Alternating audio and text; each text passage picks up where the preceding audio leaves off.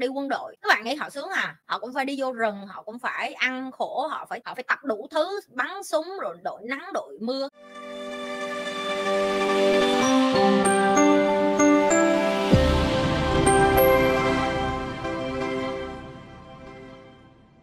Rồi hãy tưởng tượng bạn có một lý do nho nhỏ.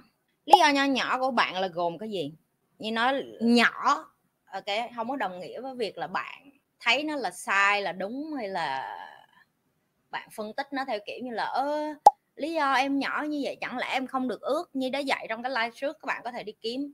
Đó là tất cả chúng ta phải bắt đầu từ cái ước mơ nhỏ để nó trở thành cái điều lớn.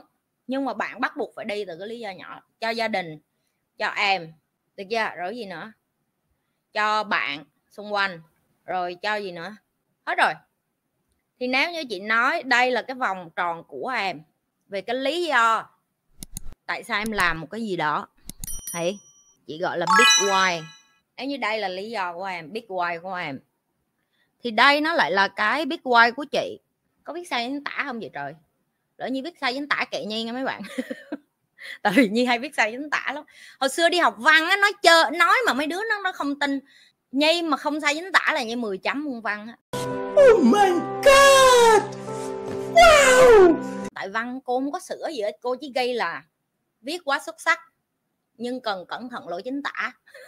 Lúc nào cũng vậy, lúc nào cô cũng kêu là cái là cô cho 9 điểm, 9 điểm rưỡi hoặc là 8,75, chỉ bởi vì sai chính tả nhiều quá. Có nhiều cô khó tính, lỗi chính tả là cô chấm thành 0.5, 0.5, 0.5 luôn. Nhớ thiệt luôn, con nhỏ đi học là sai chính tả miết à. Rồi cho gia đình, cho bạn, đối tác, nhân viên của mình. Như có thể bỏ cái này rất là dài cho các bạn để các bạn biết được là cái lý do như làm việc nó rất là nhiều. Thì đây là cái mà Như gọi là cái big why. Ok, thì Như hỏi các bạn, nếu như bạn bước ra đời, cái ước mơ của bạn chỉ là lo cho gia đình, lo cho em và lo cho những người xung quanh em, là 3 thứ duy nhất ấy, thì em có còn mục tiêu để em phấn đấu, để em có năng lượng để em làm hết hay không? Đó là cái câu hỏi của chị để em so sánh giữa cái chuyện tại vì á, khi mà có một cái bạn học hỏi thầy chị câu đó thì lúc đó chị đã có câu trả lời rồi, nhưng mà cái cách thầy chị trả lời hay quá đi, cho nên chị mới kêu là xưa giờ mình cũng hiểu cái này mà mình chưa có trả lời hay được như thầy. Cái này chị bê nguyên si của thầy trả lời. Thầy nói là nếu như cái ước mơ của mày, cái big why của mày quá nhỏ, mày không bao giờ đủ sức để mày chiến đấu với một cái đứa như tao, tức là big why tao lớn, cho nên tao có thể làm đi làm lại, làm tiếp làm lên, và tao không cảm thấy mệt mỏi. Bởi vì cái tích mà đạt được á, tao cảm thấy tao chưa đạt được mà. Ví dụ lo cho gia đình em còn chưa lo được đúng không, thì em mới dừng ở đây, em vẫn đang tập luyện. Chị Nhi lo cho gia đình xong rồi, chị Nhi lo cho đối tác xong rồi, chị Nhi lo cho xã hội xong rồi, chị Nhi lo cho nhân viên của mình xong rồi. Thì đây là những cái kế tiếp chị phải làm cho thế hệ sau, cho giới trẻ, cho những cái trẻ em đang cần chị giúp. Tại vì chị có khả năng, để cho chị có đủ cái động lực để mà chị phải không nhìn qua cái lý do nhỏ nữa, bởi vì chị đã đạt được rồi. Cho nên những cái người đi vô mà để vẫn còn cạnh tranh về cái vấn đề gia đình hay là những cái chuyện rầu rĩ của họ, chị giúp, nhưng mà chị giúp ở một chừng mực thôi. Tại vì chị biết cái big why của chị quan trọng hơn cái chuyện gia đình nhỏ của họ. Giờ tại vì cái người thật sự họ muốn thay đổi, họ muốn giúp gia đình của họ, họ làm mọi cách, chứ không phải là họ ngồi đó họ kể. Cho nên cái câu mà Nhi cũng dạy các bạn là cái gì? Khi các bạn đi, các bạn phải cẩn thận, các bạn hỏi họ là bạn đang muốn than hay bạn thực sự muốn thay đổi. Và theo thời gian, cái lỗ tai của các bạn phải đủ nhạy để biết được là một người đến chỉ để than hay là họ thực sự sẵn sàng để thay đổi. Đấy, cái câu chuyện của Nhi lặp đi lặp lại cho các bạn rất là nhiều.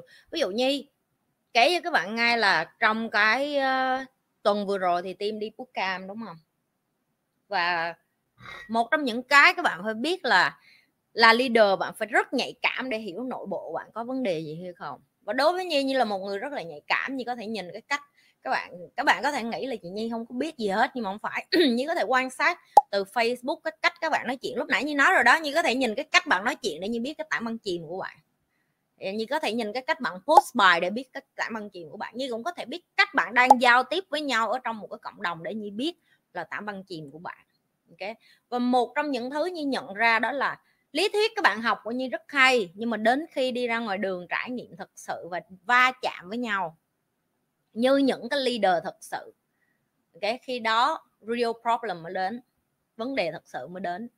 Bởi vì ai cũng có cái tôi hết, ai cũng muốn cho là tôi đúng, ai cũng muốn cho là tôi khổ, ai cũng muốn cho là tôi là người tuyệt vời nhất. Và họ không bao giờ muốn nhận thức được là đôi khi để muốn học một cái gì đó bạn phải ngậm cái mỏ chó lại, rất là khó để học, để nút cái đó các bạn. Tại vì Nhi cũng như vậy. Các bạn phải biết tại sao có những cái chỗ mà các bạn để thiền định nè, các bạn đi đến thiên nhiên nè, các bạn đi đến chịu nóng chịu lạnh, rồi thiếu ngủ, rồi ngủ ở cái điều kiện khó khăn, nó có cái lý do. Okay. Cái lý do tại vì nếu như bạn thực sự mà bạn ngậm cái mỏ bạn lại và bạn im để bạn chiêm nghiệm, đây là cái bạn phải chiêm nghiệm được. Bởi vì đây là cái Nhi chiêm nghiệm được. Mình rất biết ơn là bởi vì ở nhà mình, mặc dù Nhi cũng ngủ trên sàn nhà nha các bạn, Nhi ngủ bằng chiếu nhật, Nhi nói các bạn rồi, Nhi không có ngủ bằng nệm, Nhi không còn ngủ bằng nệm nữa. Nhi đã không còn ngủ bằng nệm từ năm 2019, lý do là Nhi bị trật đĩa đệm. Và bác sĩ khuyên Nhi là Nhi phải bắt đầu ngủ ở những cái vật cứng để cho Nhi không có bị đau lưng nữa. Và các bạn có thể không tin này, các bạn đi kiếm những cái bác sĩ về xương khớp không biết spine là gì, sống lưng, họ dạy cho các bạn để các bạn biết.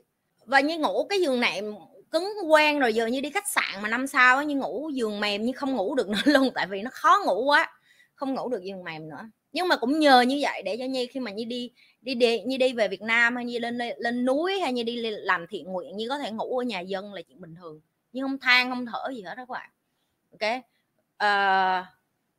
Nếu như các bạn thật sự ngậm miệng lại và đi đến một chỗ và thật sự trải nghiệm, bạn sẽ thấy một cái đó là mình rất biết ơn bởi vì cuộc đời này ở nhà mình còn cái nệm, cái gối rất êm ả, mình có máy lạnh để xài, mình có cái quạt để xài. Mình rất biết ơn là bởi vì mỗi sáng mình ở nhà mình được tự do quyết là mình muốn dậy giờ nào, mình muốn ăn cái gì. Tại vì khi các bạn đi vô một cái nơi thanh tịnh mà gọi là tôn nghiêm như vậy, họ có cái giờ giấc riêng của họ, họ có cái quy tắc của họ. Đó không phải là khổ, đó gọi là rèn luyện, được chưa? Thì khi mà những cái leader đi như vậy như về như có thể cảm được năng lượng của họ khác nhau. Và như lên đây như nói thẳng lên video như luôn mà, như đâu có cần phải né né, tại vì như không có cơ hội nhiều để nói chuyện với tất cả các leader. Nhưng như biết một điều là các bạn phải biết bạn đi với leader rất là khác với bạn đi với những người đi theo bạn. Nếu như bạn đi với leader là tưởng tượng ngày mai bạn là giám đốc điều hành của một công ty, tưởng tượng ngày mai bạn là quản lý của một đội nhóm của bạn, tưởng tượng ngày mai bạn là sếp của công ty của bạn, bạn ra đường bạn nói chuyện với lại 50 cái người sếp khác. Ui tao đau lưng quá mày, ui trời ơi nó nóng quá mày ơi, trời ơi không có quạt, trời ơi phải thức dậy sớm, trời ơi phải hít đất, trời ơi phải tập thể dục, tao mệt quá.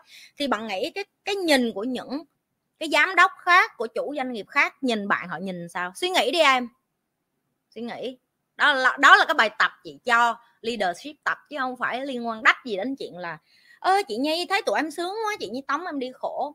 Tụi em nói tụi em muốn học làm leader mà, tụi em nghĩ đi ra ngoài kia em có rất nhiều cơ hội để gặp những leader khác, để em có thể nói chuyện với leader khác. Cái đầu tiên em nói là cái gì? Một, có thể nói là một cái buổi rất là nhỏ, tụ họp những người rất là nhỏ như em nói trời ơi chị Nhi rồi Nhi nói em mới nhận thức thấy rồi tại sao lúc đó em có thể trẻ con như vậy. Đó chính là lý do tại sao chúng ta phải tập luyện, đó là lý do tại sao Nhi phải bỏ rất nhiều công sức như vậy để dạy cho các bạn, để các bạn hiểu làm leader thật sự là cái gì. Bởi vì khi bạn đối đầu với một leader khác, làm sao để cái tôi này của bạn nhắc bạn là hãy tưởng tượng ngày mai mình đang đứng giữa một cái hội nghị thượng đỉnh, mình đang nói chuyện với 100 doanh nhân khác, làm sao để họ nhìn mình với ánh mắt nể, làm sao để mình ngang hàng làm ăn với họ, làm sao để mình chứng minh cho họ thấy là công ty của mình, đội nhóm của mình, tập thể của mình xứng đáng được đứng chung hàng của họ. Bạn là người phải đem leadership, đem cái công ty của bạn, đem cái tổ chức của bạn, đem cái tập thể của bạn đi ra ngoài kia. Không ai làm cho bạn hết. Nhưng mà cái câu đầu tiên của bạn khi bạn bước đến một môi trường mới đó là nóng quá, khổ quá, chị ơi em đói quá, chị không đủ đồ ăn, chị nước nóng lạnh. Tao không có kể tên con nào ở đây, tao chỉ có thể ngồi đây và tao đã có thể hình dung ra rồi. Và đôi khi nó cũng có thể giúp lại cho em nhận thức được một điều này nè. Có bao giờ tụi em flash lại 2 giây hoặc là nghĩ đến chị Nhi 2 giây đó để nghĩ là wow, hóa ra hồi xưa chị Nhi khổ như vậy, mà có khi chị Nhi còn khổ hơn. Tại vì hồi xưa cái chùa nó không có đẹp được như bây giờ. Giờ tụi bay đừng ngủ trên chánh điện. Hồi xưa tao ngủ ở trên nền đất mà nó xong cái nước cái nóng đó lên á, nhưng mà cũng nằm luôn, ngủ luôn. Tại vì nó là Vu Lan báo hiếu rồi ngày Pháp Hoa, tất cả những cái ngày mà tụng kinh Pháp Hoa đồ là những cái ngày đó rất là nóng. Ở quê của chị cực kỳ nóng luôn. Quê của chị là xứ nóng ở miền Trung. Coi lại video mấy năm về trước tao đã nói đi, không có dân nào chịu khổ bằng dân miền Trung hết. Nóng là nóng điên người, mà lũ là lũ banh xác cả nước tới cái đầu là chuyện bình thường. Tại sao chị đem cái đó ra? Để cho chị nói về cái chuyện bạn hãy than hay là bạn thật sự muốn thay đổi, và hãy cẩn thận khi mà bạn mở miệng bạn ra, ok, để nói được là cái lý do em muốn phát triển là dài chị ơi, em thiệt sự muốn thay đổi, em hứa với chị. Mấy cái con nhà họ hứa là toàn mấy cái đứa đi hết rồi. Okay. Nhưng không cần nói đâu xa, các bạn nhìn những cái vị thầy tu hay là cha xứ, xong bây giờ như nói đến cả mấy anh bộ đội luôn. Các bạn đi bộ đội, các bạn đi quân đội, các bạn nghĩ họ sướng à? Họ cũng phải đi vô rừng, họ cũng phải ăn khổ, họ phải tập đủ thứ, bắn súng rồi đội nắng đội mưa. Các bạn nhìn qua tivi các bạn đâu cảm được cái nhiệt độ. Các bạn phải ở trực tiếp đó các bạn mới hiểu. Đó chính là real, đó mới chính là áp lực thật sự. Và Nhi muốn chia sẻ cái câu này để cho những bạn mà vẫn còn thật sự muốn học để làm leadership á. Okay. Thay vì mỗi lần được đưa một cái obstacle, hay như còn gọi là một cái rào cản, thì bạn nói lần sau không đi nữa, thì hãy đón nhận nó nhiều hơn. Các bạn nghĩ tại sao như đi học võ, tại sao như tập thể dục? Nhưng không cần thiết. Nếu khi bạn có tiền để tới mức mà bạn thích làm gì bạn làm rồi, đó rất là nguy hiểm. Nếu như nói các bạn tự ở nhà thức dậy 3 giờ sáng tập thể dục, các bạn đâu có chịu đâu, đúng không? Nhưng mà khi bạn đi vô một cái môi trường như vậy, tất cả mọi người dậy đúng 3 giờ sáng các bạn phải dậy. Đó chính là cái mà con người không làm được. Okay? Bạn cần đội nhóm để làm việc. Đừng có quên là like, share và subscribe cái kênh của Nhi. Nếu các bạn coi hết video của Nhi và thích những cái điều Nhi đang làm, tiếp tục lan tỏa cho những người khác. Và những các bạn mà muốn học nhiều hơn những cái kiến thức của Nhi song song với cái này, ok, đường link ở dưới mô tả.